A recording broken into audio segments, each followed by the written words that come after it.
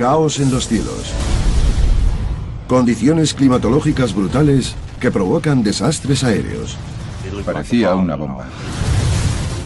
Una violenta tormenta de granizo destroza los parabrisas y destruye los motores de un avión. Parecía que le habían dado de martillazos. Una poderosa columna de aire descendente hace que un avión de 160 toneladas se estrelle en plena hora punta. El avión caía tal que así. Y pensé que no podía ser verdad. Y un violento viento de cola lanza un Airbus hacia una pista resbaladiza por la lluvia. Te notabas casi saliéndote del asiento del avión. Las tormentas feroces pueden provocar catástrofes aéreas. Pensé, Dios, nunca he visto nada igual. No sabía cómo no nos caímos a plomo del cielo. Los testigos y los supervivientes cuentan sus apasionantes historias. Las reconstrucciones animadas les pondrán cerca y dentro de los aviones en apuros mientras luchan contra los elementos.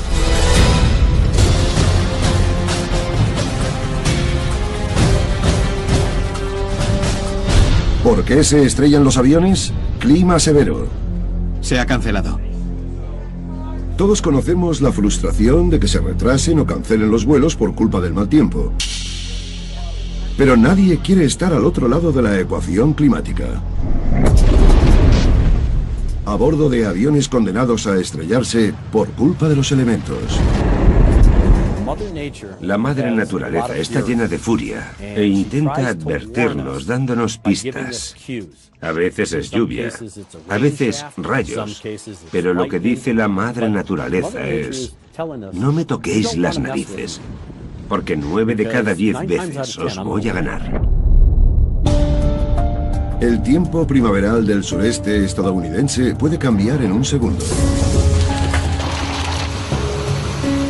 Y el 4 de abril de 1977 es uno de esos días. El informe meteorológico de las 4 del Servicio Nacional Climatológico dice que hay frentes calientes y fríos que se extienden desde el lago Michigan hasta el Golfo. Una mezcla volátil que podría provocar tormentas, tornados y heladas serias por encima de los 3.650 metros. En el aeropuerto del condado de Madison, en Huntsville, Alabama, el vuelo 242 de Southern Airways despega 4 minutos tarde, a las 3:54 de la tarde, con 85 personas a bordo. Hacía mal día. La línea de chubascos medía cientos de kilómetros. El pasajero Don Foster se acomoda en el asiento 18A en la parte trasera del avión. Tiene licencia de piloto y suele llevar el avión corporativo de su empresa. Pero hace tan mal tiempo que decide dejar el vuelo a los profesionales. Despegamos y viramos hacia Atlanta. Y en muy pocos minutos nos topamos con una tormenta terrible. La azafata, Kathy Cooper, está a punto de desatarse del asiento doble en la parte delantera del avión cuando el viaje empieza a volverse agitado. Cuando el piloto nos dijo que nos quedásemos sentados, pensamos, bien, mejor. A los 4 minutos de vuelo, los pilotos oyen en la radio «Atención a todos los aviones», un aviso de rutina cuando hay tiempo peligroso en la zona. Entrábamos y salíamos de lluvias tan fuertes que a veces ni veía la punta del ala. En la cabina, el capitán Bill Mackenzie comprueba el radar para guiar al copiloto, Lyman Kill, que tiene los mandos. Intenta buscar una manera de sortear la tormenta cuando ve lo que parece una zona despejada en el radar. Entonces no teníamos radares Doppler, sino un radar muy anterior que requería tener mucha experiencia y ajustarlo bien para poder sacarle la mayor información posible. En vez de darles un respiro a la tormenta, el clima se vuelve violento. Lo que ve Foster le hiela la sangre. Hubo un destello tremendo. Un rayo cegador y la peor tormenta de granizo que ha visto nunca. Al principio eran como pelotas de golf y luego fue a más. Igual eran como naranjas. Había mucho ruido, daba mucho miedo y estaba aterrorizada. Cooper empieza a preparar a los pasajeros para la posibilidad de hacer un aterrizaje de emergencia. Una cosa sé, tenía toda su atención. Sí, tenían miedo y prestaron atención a todo lo que les dije. No es solo el ruido ensordecedor del granizo contra el fuselaje lo que preocupa a Foster. sino también el daño que podría hacerles a los motores. Tiene una vista perfecta justo fuera de la ventana. Había un cono de aluminio en el centro del motor. Parecía que le habían dado de martillazos. En ese momento supe que estábamos en un buen lío. A los 15 minutos de vuelo, el caos se desata en la cabina. El granizo no está dañando solo los motores, también está resquebrajando el parabrisas, haciendo que sea difícil ver. El granizo puede causarle un daño tremendo al avión en apenas segundos. Lo que el piloto no puede permitir es que le entre el pánico. Tiene que pensar un plan de acción y llevarlo a cabo. Entonces, otro ruido terrorífico. El motor izquierdo empezó a hacer un ruido casi como de petardeo. Y luego se paró. Se quedó cao. A los 30 o 40 segundos oí que el motor derecho petardeaba y luego sonó como que se paraba. Ya no nos quedaban motores.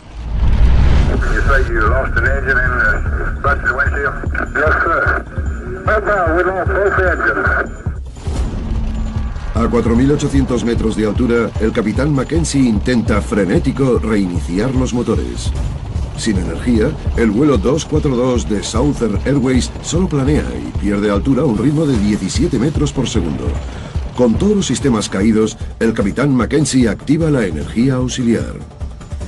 El copiloto, Keel, pilota el avión de forma manual y todo depende de sus habilidades con la palanca y el timón. Pasan a control manual, o sea que pilotan el avión físicamente, a mano. Tras perder el contacto por radio durante 2 minutos, el primer oficial, Keel, le pide a la torre de control aéreo de Atlanta que les encuentre un aeropuerto para hacer un aterrizaje de emergencia. La pista más cercana está a más de 40 kilómetros, en la base aérea de Dobbins, pero ¿pueden llegar sin motores? Me sorprende no haber gritado. Fue un momento abrumador. No puedo explicar lo terrible que fue. Tras 2 minutos de pesadilla, el granizo para por fin. La azafata Cooper entra en la cabina para decirles a los pilotos que la zona de pasajeros está lista para aterrizar. Pero nada puede prepararla para la mirada que ve en los ojos del primer oficial, Keel, cuando se gira hacia ella. Tampoco conocía tanto al piloto, pero me parecía extremadamente competente y con la cabeza muy bien amueblada. Y gritó. Estaba claro que estaba aterrorizado. No veía por las ventanas cuando entré en la cabina de lo agrietadas que estaban. No sabía cómo no nos caímos a plomo del cielo. ¿En serio? Cuando salen de las nubes por debajo de los 914 metros, Don Foster ve que no hay sitio para aterrizar y por primera vez abandona toda esperanza. Vi que estábamos en el campo, las colinas, los bosques. Pensé, voy a morir. A esto no sobrevivimos.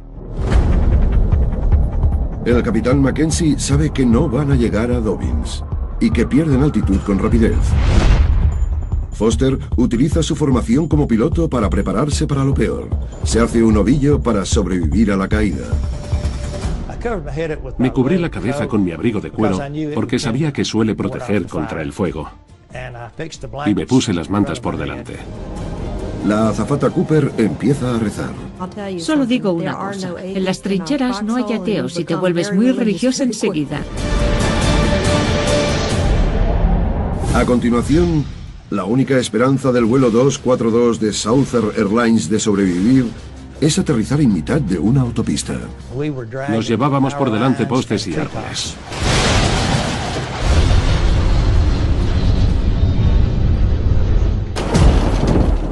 El vuelo 242 de Southern Airways se ve envuelto en una tormenta de granizo terrible. Trozos de hielo tan grandes como pelotas de béisbol machacan los motores del DC-9, haciendo que fallen. Supe que estábamos en un buen lío cuando perdimos los 2 motores. El pasajero Don Foster mira por la ventana y solo puede pensar en que no van a conseguirlo. Una de las cosas que pensaba era que soy hijo único y mi madre vivía sola y yo me ocupaba de ella. ¿Qué iba a ser de mi madre? La azafata, Kathy Cooper, reza por su vida. Daba muchísimo miedo. Sigue sin gustarme el ruido del granizo. Tras 7 minutos terribles, a los pilotos se les acaban las opciones. El primer oficial, Kill, apenas puede mantener el avión mutilado en el aire. Toma la decisión de intentar aterrizar en una carretera de 2 carriles en New Hope, Georgia, un pueblo rural a 1 hora conduciendo de Atlanta. A 6 metros del suelo, no puede ver lo que tiene justo delante. Kill consigue maniobrar rodeando la curva, pero la carretera apenas es lo bastante ancha para que quepa el avión en apuros. Cortando copas de pinos y postes eléctricos, el avión aterriza con violencia. El aterrizaje fue duro, pero parecía que iba bien.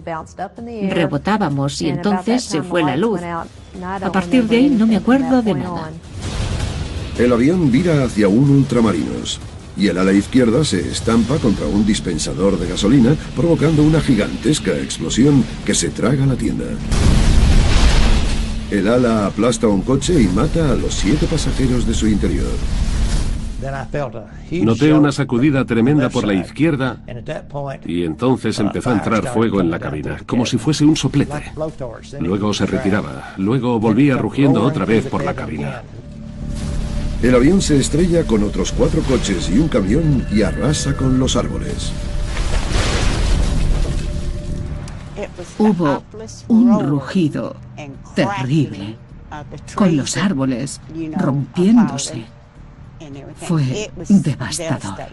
La habitante de New Hope, Mary Gigley, contempla horrorizada desde su patio delantero cómo el avión se rompe. La sección de cola aterrizó justo ahí y luego la parte del medio del avión justo aquí, detrás del cedro. Y la cabina aterrizó en ese patio. Don Foster se aferra a lo que queda del avión para salvar la vida. El humo era tan denso que no me veía ni el cinturón. La azafata Cooper está encajada en un hueco diminuto detrás de la puerta de pasajeros delantera. Estaba colgando boca abajo, hecha un ovillo, colgando del cinturón de seguridad, y veía una grieta, una luz encima de la cabeza, y pensé, voy a salir por la grieta, sí o sí. Y salí. Parece ser que fui la última que salió con vida. Había gente en llamas, había gente ardiendo, corriendo y gritando. Y nosotros corríamos hacia ellos para ayudarles. El reportero del periódico local, Joe Parker, llega a la escena del accidente en cuestión de minutos. Pensé, Dios, nunca he visto nada igual. Marie Quigley se entera de que tiene una relación con el accidente mucho más personal de lo que se imaginaba. Las 7 fallecidas del coche de ultramarinos son sus primas. Me dijeron que Faye, Cassie, Debbie y sus hijos estaban en el coche que el avión aplastó y que murieron todos calcinados. En total mueren 72 personas por el accidente, 9 en tierra y 63 en el avión, incluyendo a ambos pilotos. Estaba sentado justo al lado del motor izquierdo. Don Foster, aunque herido, es afortunado de ser uno de los 22 supervivientes. Se me aplastaron las vértebras. Me rompí el pie izquierdo y se me cortó una arteria ahí. Me rompí 4 costillas y sufrí quemaduras en la cara, la cabeza y las manos. La Junta Nacional de Seguridad del Transporte ha abierto una audiencia pública para determinar la causa del accidente. En los meses posteriores al accidente, los investigadores se centran en la pérdida total de empuje de ambos motores y el fallo de los técnicos de Southern Airways a la hora de proveer al equipo de vuelo con información actualizada de clima severo. Otro descubrimiento perturbador. La dependencia del capitán en el radar meteorológico para penetrar en vez de evitar la tormenta. Los investigadores concluyen que el capitán del vuelo 242 malinterpretó la pantalla en blanco y negro del radar meteorológico, que le dio la falsa impresión de que no hacía mal tiempo en la zona. La tormenta era tan intensa que absorbía el haz del radar y no veía lo severa que era. Se llama atenuación. Desde el accidente del vuelo 242 de Southern Airways, las pantallas de los radares de las cabinas son a todo color y más fáciles de leer. El 242 de Southern dejó bastante clara la necesidad de impartir formación más estandarizada sobre los radares meteorológicos. Otra mejora que hizo más segura la aviación. Se han añadido 84 meteorólogos del Servicio Nacional a los centros de control aéreo de todo el país para contar con informes meteorológicos más precisos. Una cosa sigue igual. Los valerosos esfuerzos de la tripulación para hacer aterrizar el primer avión de la historia en perder ambos motores por culpa del granizo. Lo hicieron de narices, consiguiendo que el avión rindiese todo lo posible, y me refiero a la distancia que lograron recorrer planeando. Para Marie Gigli, el suelo que rodea su hogar siempre servirá para recordar a las 72 personas que perdieron la vida aquí ese día. Es algo que no se te olvida. A continuación, el vuelo 191 de Delta contra una tormenta explosiva.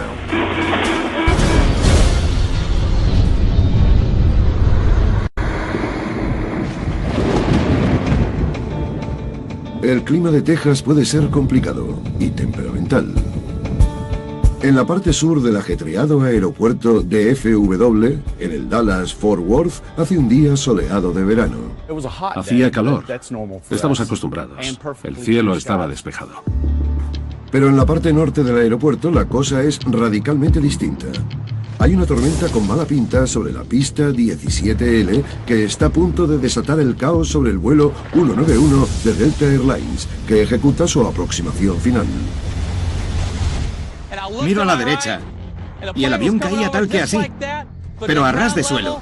Pensé que no podía ser verdad.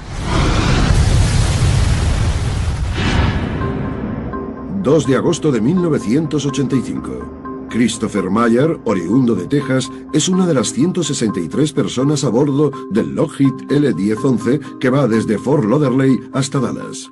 Cuando llegué a registro del vuelo me dijeron que tenía plaza en no fumadores. Entonces sí se podía fumar en los aviones. Dije que no, que si podían ponerme hacia el final del avión.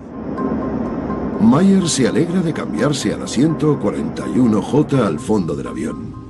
Por ahora el vuelo es normal y corriente.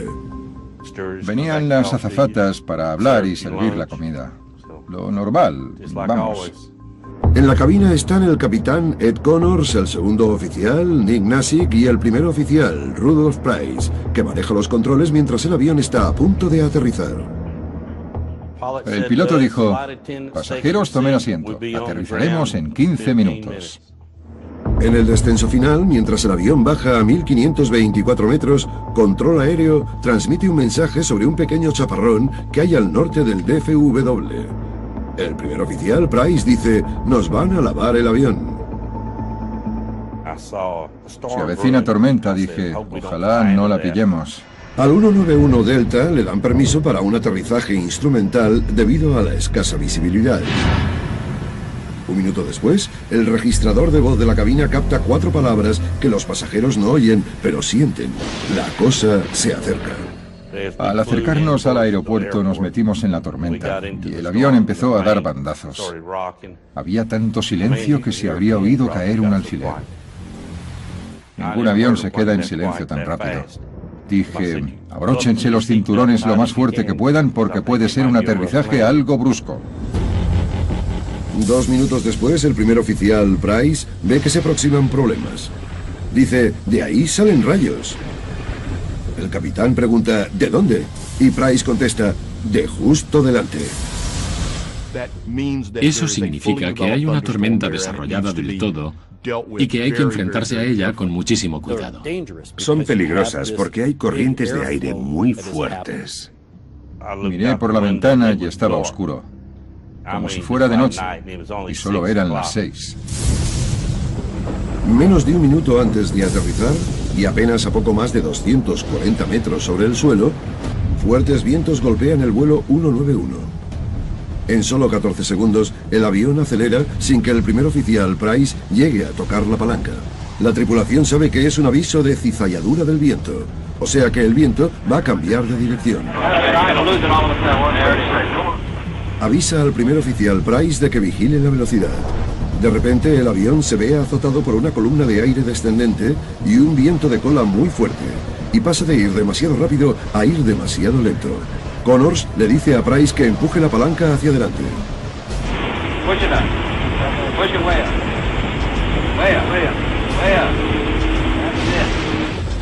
En vez de acelerar, el avión reduce hasta los 220 kilómetros por hora. Connors sabe que luchan contra el clima. Price empuja al máximo, desesperado por intentar que el avión ascienda, pero el viento es demasiado fuerte. A continuación, vientos mortíferos empujan al vuelo 191 de Delta contra el suelo. Ese día le pedí a Dios que no me dejase morir. 2 de agosto de 1985, 6:05 de la tarde. A poco más de 1,5 kilómetros de la pista 17L del aeropuerto Dallas-Fort Worth, el vuelo 191 del Delta se ve atrapado por una columna de aire descendente extrema de una tormenta. El avión vuela peligrosamente bajo y pierde altitud con rapidez. En la cabina, el primer oficial, Rudolph Price, empuja la palanca al máximo, intentando ascender para escapar del apuro, pero es demasiado tarde. El Delta 191 se estrella contra un campo y rebota. Sonaba como si estuviese preparándose para despegar con los flaps abajo del todo. Se dirige directo a la autopista 114 y directo hacia Mike Van Noy, que lleva a su madre a casa desde el trabajo. El avión caía tal que así, pero a ras de suelo. Sabía que si no frenaba me iba a dar. El motor número 1 del 191 de Delta se estrella contra un Toyota justo delante del coche de Mike, matando al conductor al instante. Mi madre gritaba como una loca, llorando y diciendo: ¿ves lo que ha pasado? El tren de morro se rompe mientras el avión mutilado escora violentamente a la izquierda de la pista. El ala izquierda se estampa contra 2 tanques de agua enormes. Entonces 12.700 kilos de combustible mezclados con una inundación de agua explotan, creando llamas que recorren la cabina. Cuando vi que el fuego volvía, agaché la cabeza y le pedí a Dios que me salvase. Escorando a 320 kilómetros por hora, el 191 de Delta se desintegra, salvo una sección. Pareció que tardamos una eternidad en parar. Solo queda una parte del avión y está inclinada de lado. La sección de cola donde se fue Christopher Meyer para poder fumar. Ahora está suspendido en el aire. Me desabroché el cinturón, trepé por un asiento, me quedé colgado y luego salté sin más. Nos dijeron por el intercomunicador que teníamos un avión pesado caído al norte del DFW. El bombero, Paul Reese, se apresura al lugar del accidente, pero primero ha de enfrentarse al mismo clima traicionero que ha podido con el vuelo 191 de Delta. Había vientos de más de 160 kilómetros por hora. Había un monzón, había rayos. Es que había de todo. Fui la primera unidad en llegar y estaba todo destrozado. Parecía una bomba. Los supervivientes se enfrentan a un siniestro escenario lleno de cuerpos sin vida. No sé cuántos hay exactamente, porque podría haber partes suficientes como para hacer otro cuerpo o 2. No lo puedo decir por ahora. Se olía la piel y el pelo. El aire estaba lleno de combustible. Al respirar te quemabas los pulmones. Es la única sección del avión que no ha quedado destruida del todo y donde todos los supervivientes estaban sentados. Las últimas 20 filas de la sección de cola. Meyer intenta ayudar a todos los supervivientes que puede. De las 163 personas a bordo, 126 pasajeros y 8 de los 11 tripulantes mueren en el accidente. Sobreviven 29 personas. Esto es lo que queda de un coche que golpeó el avión al rebotar cerca del aeropuerto. Brock Minton fue testigo. El coche debió de desequilibrarlo y estaba a 45 grados. Los aviones se enfrentan al mal tiempo con éxito a diario. Pero esta tormenta fue tan repentina y fuerte que derribó un avión de casi 150.000 kilos en cuestión de segundos. Los investigadores se centran en un fenómeno meteorológico llamado microrráfaga. John McCarthy es uno de los primeros meteorólogos en descubrir cómo de rápido pueden atacar las microrráfagas.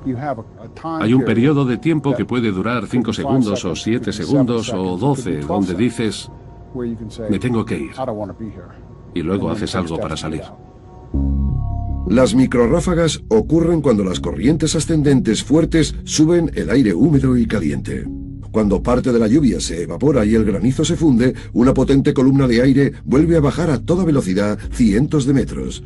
Entonces surgen remolinos de aire que se extienden hacia afuera por el suelo. Se parece mucho a cuando el agua sale del grifo a la pila.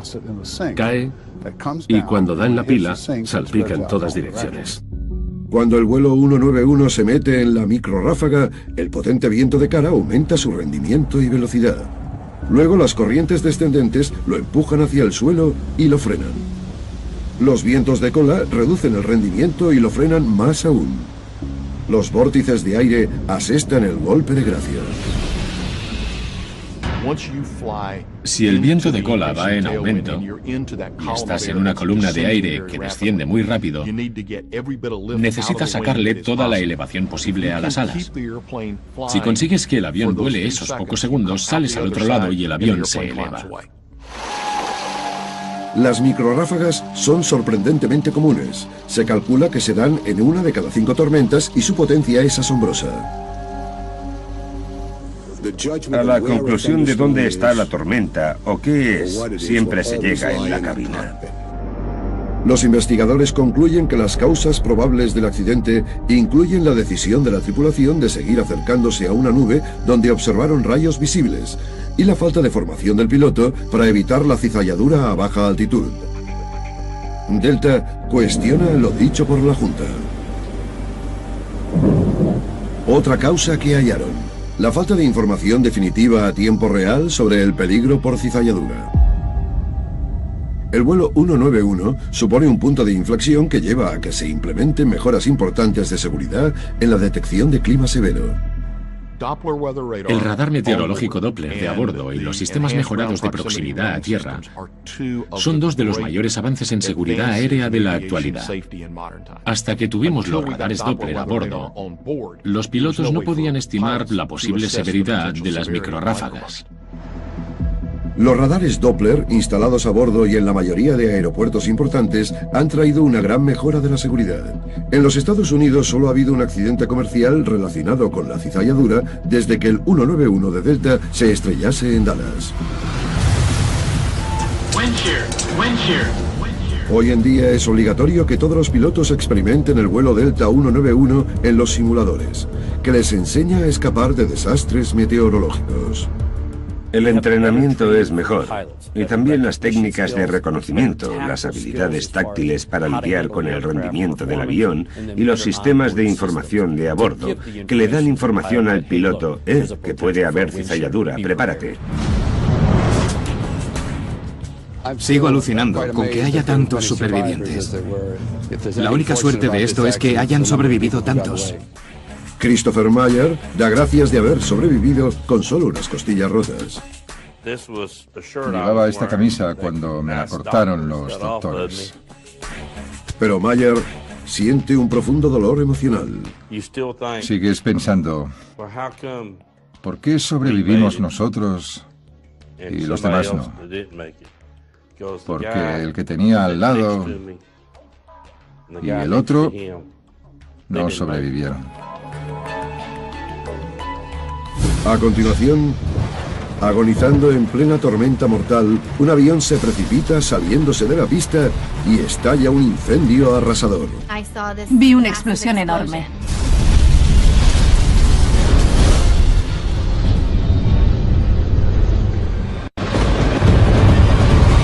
Un piloto que lucha contra una fuerte tormenta e intenta aterrizar.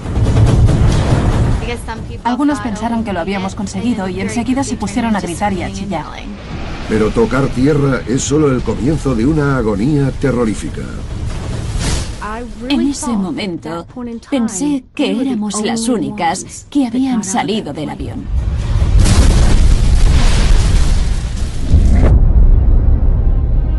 ...2 de agosto de 2005. El vuelo 358 de Air France, un Airbus 340, sobrevuela el Atlántico en un trayecto de 8 horas desde París hasta Toronto. Van 297 pasajeros y 12 tripulantes. Se han cubierto todas las plazas. La empresaria Trotamundos, Joan Bandock, va en primera clase. Mi trabajo me exigía viajar por el mundo a 68 países distintos en los que teníamos negocios, o sea que era una trotamundos y que volaba a menudo. Estaba más tiempo en aviones que en mi casa. Apretujada al fondo del avión en clase turista está Lisa Poupo, de 15 años. Vuelve a casa tras un periodo de estudio en el extranjero y se lleva consigo a una estudiante francesa de intercambio a Canadá. Estaba muy emocionada. Me lo pasaba bien. La tenía al lado y nos estábamos conociendo mejor. Le contaba cosas de Toronto. Cuando el avión se acerca al espacio aéreo de Toronto, el radar muestra una línea de tormentas violentas que van directas hacia el aeropuerto internacional Pearson. Se avecinan fuertes tormentas a la zona del aeropuerto. Una alerta meteorológica hace que los equipos de tierra se apresuren a buscar refugio. Todo iba bien hasta que llegamos a Toronto y nos acercamos a la ciudad. El piloto nos dijo que había una tormenta fuerte en Toronto y que habría que dar unas cuantas vueltas antes de poder aterrizar. Tras 20 minutos dando vueltas, retiran la alerta y al vuelo 358 de Air France le dan permiso para aterrizar en la pista 24L. Pero cuando el avión inicia el descenso final, la fuerte tormenta que el capitán Allen Rose y el primer oficial Frederick Knott han estado intentando evitar resulta estar justo delante. El descenso fue muy oscuro. Se veía la lluvia azotando las ventanas fuera del avión. Pensé que a lo mejor nos desviábamos y no aterrizábamos en Pearson. La visibilidad empeora a cada segundo y los pilotos no pueden localizar la pista. Por fin, a 3.200 metros, la ven. Me apreté un poco más el cinturón de seguridad porque seguramente o teníamos un aterrizaje muy brusco y parábamos en seco o íbamos a tener una aproximación frustrada. El primer oficial, Knott, incrementa la potencia del avión para superar los fuertes vientos. Con tanta lluvia, la visibilidad baja a casi cero. El avión está fuera de posición, más alto de lo que debería. De repente, el viento pasa de venir de cara a venir de cola, lo que le da aún más velocidad al avión. El cambio empuja al avión aún más allá. Todos se preparaban para el impacto. En la pista 24L, la más corta de Pearson, hay poco margen de error, incluso en condiciones óptimas. Hoy está resbaladiza por la lluvia. La pista 24L de Toronto no está estriada, o sea que si llueve mucho, el aquaplaning sería un problema serio. El primer oficial, Knott, lucha para mantener la alineación del avión y toca tierra casi a mitad de la corta pista. Ahí es cuando se desató el caos. El avión cruza el asfalto a más de 160 kilómetros por hora y le queda poco trecho en la pista. Yo pensaba que tendrían que ir frenando, pero no frenaban mucho. Pasan 12 segundos antes de que los pilotos inviertan el empuje de los motores para ayudar a que el avión frene, pero sirve de poco y es demasiado tarde.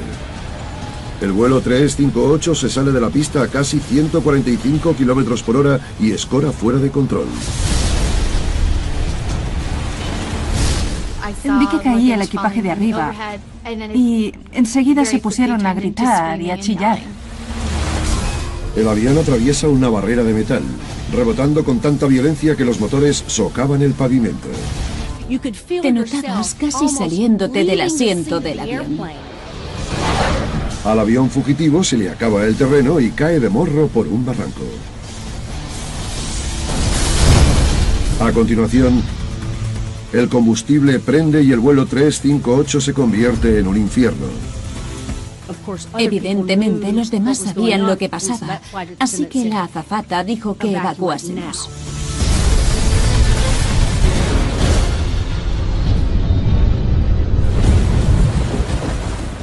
El vuelo 358 de Air France ha luchado contra una tormenta torrencial y ha tocado tierra a mitad de la pista más corta del Aeropuerto Internacional de Toronto, Pearson.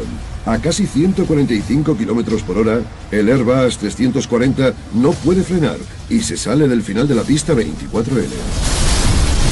La única manera de describirlo es que era como una montaña rusa, todo el rato con baches. El avión atraviesa hierba, grava y barreras antes de desplomarse por un barranco. Al final, se detiene en un arroyo cercano. Fue como si nos hubiésemos chocado contra un árbol. La tensión se vuelve alivio cuando los pasajeros se dan cuenta de que el avión parece estar intacto. Dijeron por megafonía que todo iba bien y que no cundiese el pánico. Pero en cuanto bajan la guardia, sucede el desastre. El combustible que se había filtrado prende y empieza a quemar el casco del avión. Todo olía a equipo eléctrico y combustible quemados. Evidentemente, los demás sabían lo que pasaba, así que la azafata dijo que evacuásemos, que saliésemos ya. El jefe de bomberos, Mike Figliola, y su equipo tardan pocos minutos en llegar al lugar del accidente. Se encuentran con una escena dantesca. La sección de cola estaba colgando y el resto del fuselaje había caído al barranco. Se había salido el combustible que alimentaba el incendio y el equipaje y el cargamento de la panza del avión estaban en llamas. Joan Mandock, que viajaba en primera clase, corre hacia la salida frontal porque sabe que cada segundo cuenta. Cuando se abrió la puerta, fuera solo había humo negro. Madre mía, la cosa se puso mucho más seria. El combustible de los aviones arde como el queroseno, muy rápido, alcanzando altas temperaturas y extendiéndose enseguida. Se propaga rápido. Mientras el fuego ruge, la amiga de la pasajera, Lisa Poupo, está paralizada de miedo. Se quedó helada pensando que no iba a salir con vida. Joan y Lisa saben que para salir vivas del avión tienen que escapar de inmediato. El camino hasta la parte trasera estaba libre. Le dije que tenía que seguir, que no parase, que saldríamos. Las rampas de evacuación rotas, el combustible ardiendo y el humo tapan 4 de las 8 salidas de emergencia, así que la tripulación dirige inmediatamente a los pasajeros a las que quedan. Lo curioso es que la rampa se desplegó, pero no del todo, sino que quedaban unos 3 o 4 metros y medio hasta el suelo. Tenía que alejarme todo lo que pudiese del avión, y cuanto antes, porque no sabía qué iba a pasar. Joan salta fuera, mientras un equipo de bomberos intenta extinguir las llamas del casco del avión. Luchamos contra los incendios en aviones con una espuma especial por lo del combustible. Como no paraba de llover, cada vez que la echábamos, la lluvia la disolvía. Dentro del avión, otro equipo comienza una operación de búsqueda y rescate. Pero como el espeso humo negro inunda rápidamente la cabina, se ven obligados a abandonar antes de poder peinar todo el avión. De repente, una explosión atraviesa el casco del avión y envía una bola de fuego dentro de la cabina principal. Hubo una explosión en el lado del alerón de estribor delantero, provocada por unas botellas de oxígeno calentadas por el fuego que habían estallado. Joan sube una colina rocosa para huir de las llamas. Parece que ya no hay esperanza para el resto de pasajeros. Teníamos el avión a vista de pájaro. Y en ese momento pensé que éramos las únicas que habían salido del avión. Mike Figliola y su equipo tardan 5 horas extenuantes en apagar por fin el incendio. Creen que solo les queda la siniestra tarea de identificar los restos de los pasajeros atrapados dentro del avión. Estaba seguro de que una vez confinásemos el incendio y empezásemos a apagarlo, volveríamos a entrar y encontraríamos cadáveres.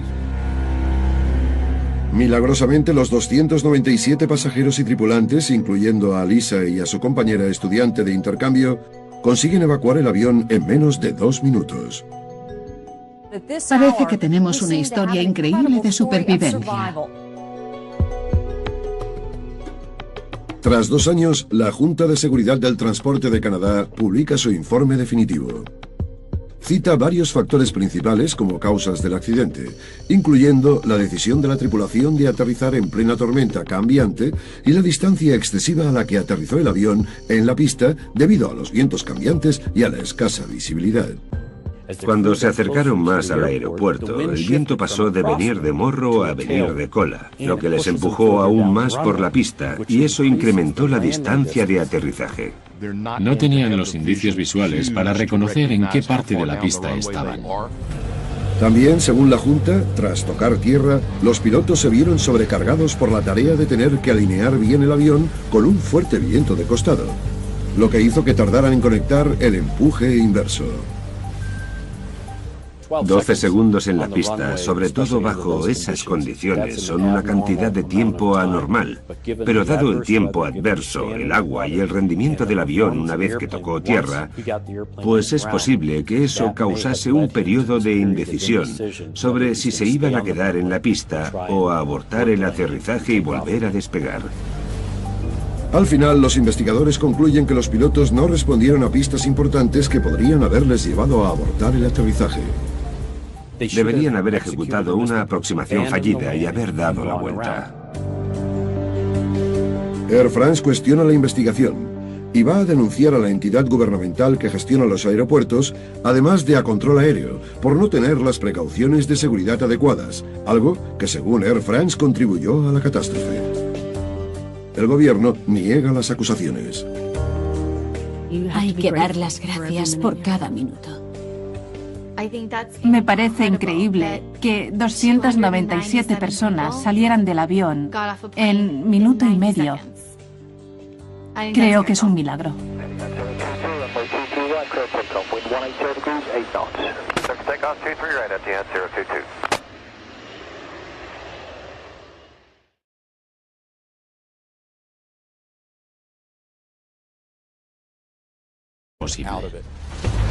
En vez de darles un respiro a la tormenta, el clima se vuelve violento.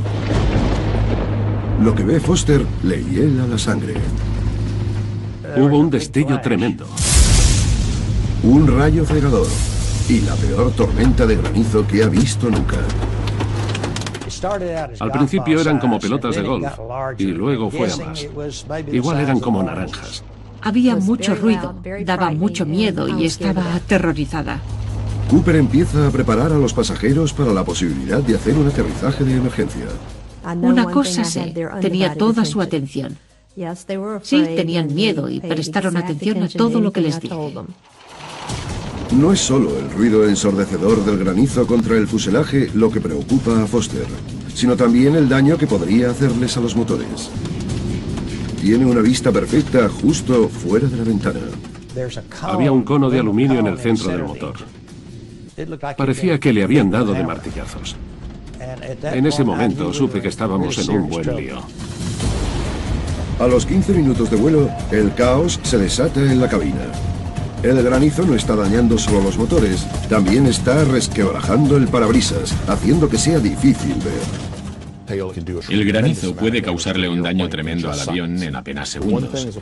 Lo que el piloto no puede permitir es que le entre el pánico. Tiene que pensar un plan de acción y llevarlo a cabo. Entonces, otro ruido terrorífico. El motor izquierdo empezó a hacer un ruido casi como de petardeo y luego se paró. Se quedó cao. A los 30 o 40 segundos oí que el motor derecho petardeaba y luego sonó como que se paraba. Ya no nos quedaban motores.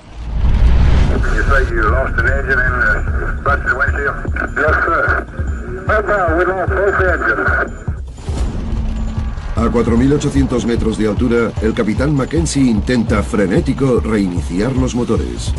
Sin energía, el vuelo 242 de Southern Airways de cuero porque sabía que suele proteger contra el fuego. Y me puse las mantas por delante. La azafata Cooper empieza a rezar. Solo digo una cosa. En las trincheras no hay ateos y te vuelves muy religiosa enseguida. A continuación, la única esperanza del vuelo 242 de Southern Airlines de sobrevivir es aterrizar en mitad de una autopista. Nos llevábamos por delante postes y árboles.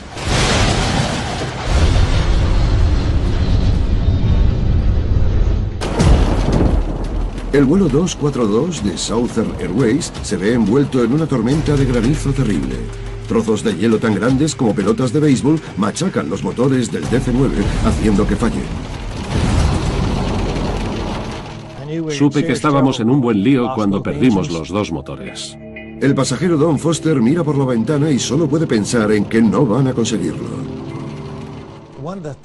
Una de las cosas que pensaba era que soy hijo único y mi madre vivía sola y yo me ocupaba de ella.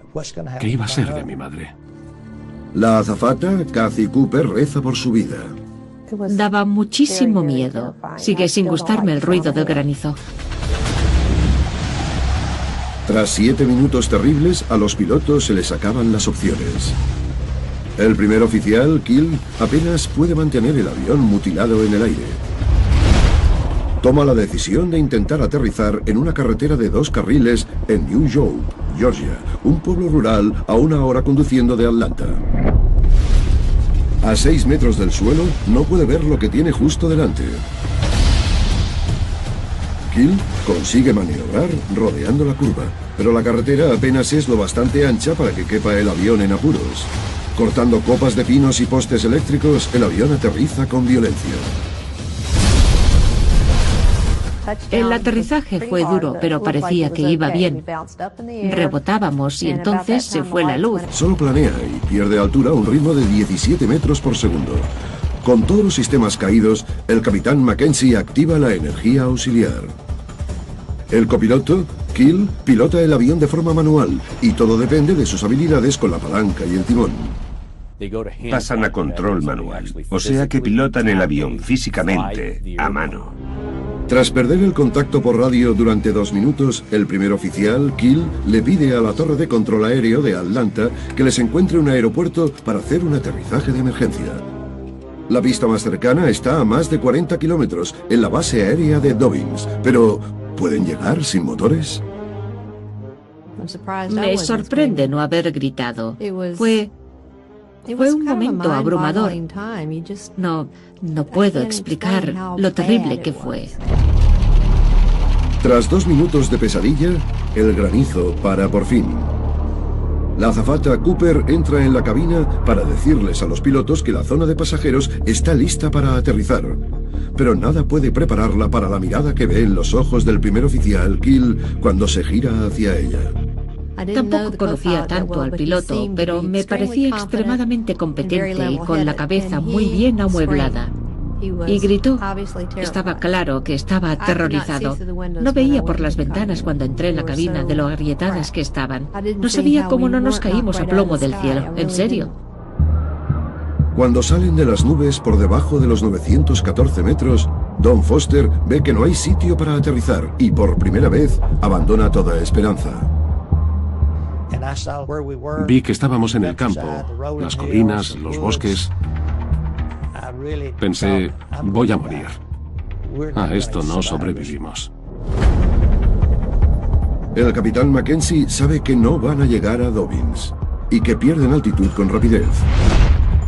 Foster utiliza su formación como piloto para prepararse para lo peor. Se hace un ovillo para sobrevivir a la caída. Me cubrí la cabeza con mi abrigo. Del sureste estadounidense puede cambiar en un segundo.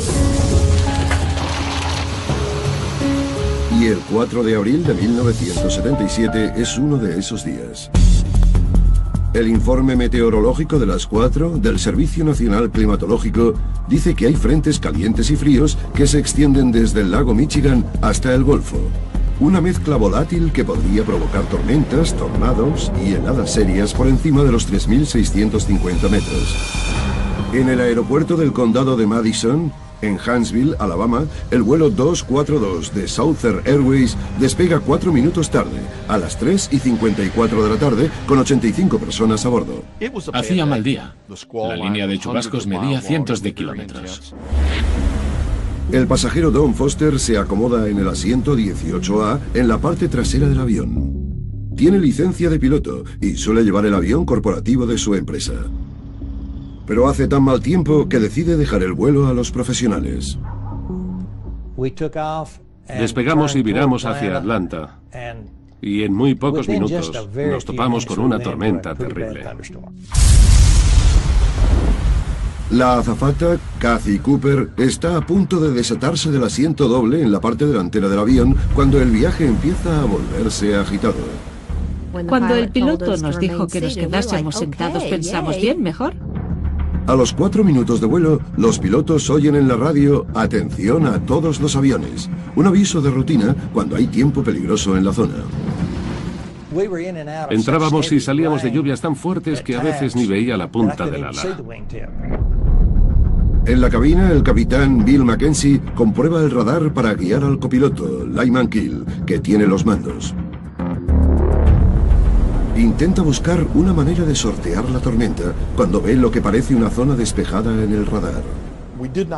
Entonces no teníamos radares Doppler, sino un radar muy anterior que requería tener mucha experiencia y ajustarlo bien para poder sacarle la mayor información.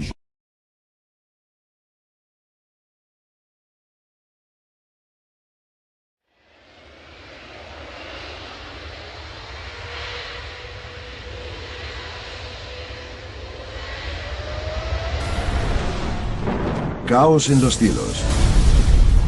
Condiciones climatológicas brutales que provocan desastres aéreos. Parecía una bomba. Una violenta tormenta de granizo destroza los parabrisas y destruye los motores de un avión.